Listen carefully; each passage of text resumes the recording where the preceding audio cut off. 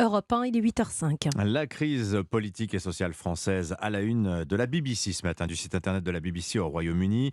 Les Britanniques sont très inquiets alors que leur souverain est attendu à Paris dans 2 jours. Ouais, ce devrait être un bel hommage à Elisabeth II, qui avait elle aussi choisi la France pour son premier déplacement à l'étranger en tant que reine.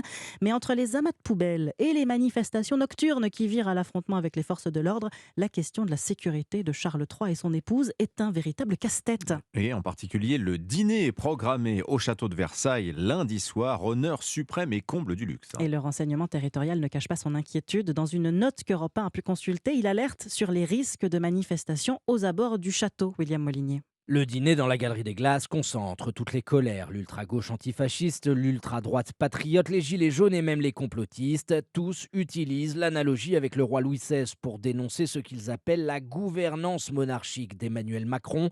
Cette réception doit rassembler 160 convives triés sur le volet. Elle est perçue comme le symbole du faste.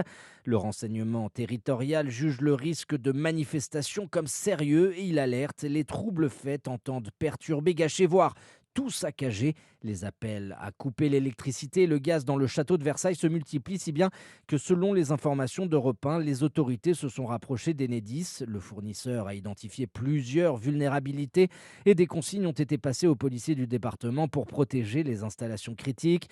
Quant à la menace terroriste sur ce dîner, elle est qualifiée de faible, mais elle doit aujourd'hui faire l'objet d'une nouvelle évaluation par les services de renseignement. William Molinier.